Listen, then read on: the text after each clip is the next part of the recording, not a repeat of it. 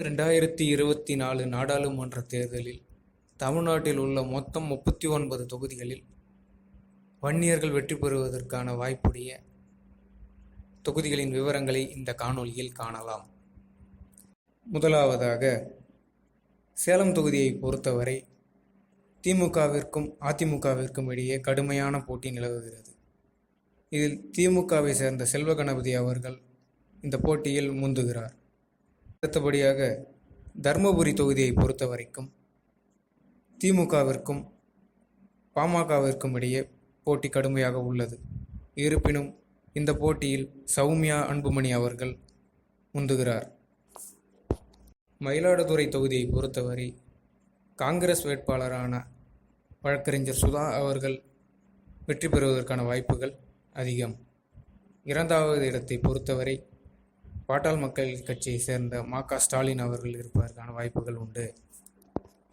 கடலூர் தொகுதியை பொறுத்த வரைக்கும் பாட்டாளி மக்கள் கட்சியை சேர்ந்த தங்கர் பச்சான் அவர்களுக்கும் காங்கிரஸ் சார்பில் போட்டியிடக்கூடிய விஷ்ணு பிரசாத் அவர்களுக்கும் இடையே மிக கடுமையான போட்டி நிலவுகிறது. இந்த தொகுதியில் அதிமுக கூட்டணி சார்பில் போட்டியிடக்கூடிய தேமுதிக ஆனது 3வது இடத்திற்கு தள்ளப்படுகிறது. வேலூர் தொகுதியை பொறுத்தவரை கதிரானந்த் அவர்களே மீண்டும் வெற்றி பெறுவதற்கான வாய்ப்பு அதிகம். இந்த தொகுதியில் அதிமுக 2வது இடத்தை பெறும்.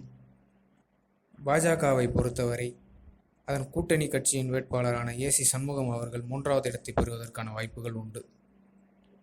ஆரணி தொகுதியை பொறுத்தவரை திமுக, பாஜக, அதிமுக கூட்டணிகளிடையே கடுமையான போட்டி நிலவுகிறது. இதில் திமுக வேட்பாளரான தரணிவேந்தன் அவர்கள் வெற்றி பெறுவதற்கான வாய்ப்புகள் அதிகம். 2வது இடத்தை பொறுத்தவரை பாட்டாளி மக்கள் கட்சியை சேர்ந்த முன்னாள் எம்எல்ஏ கணேஷ்குமார் அவர்கள் பெறுவதற்கான வாய்ப்புகள் உண்டு. இந்த தொகுதியில் 3வது இடத்திற்கு அதிமுக தள்ளப்படுகிறது. அரக்கோணம் தொகுதியை பொறுத்தவரை ஜெகத் ரட்சகன் அவர்களின் கையே ஓங்கியுள்ளது. இங்கு பாமகவை சேர்ந்த வழக்கறிஞர் கே. பாலு அவர்கள் கடுமையான போட்டி கொடுக்கிறார். அதிமுக இந்த தொகுதியை 3வது இடத்திற்கு செல்கிறது. நன்றி.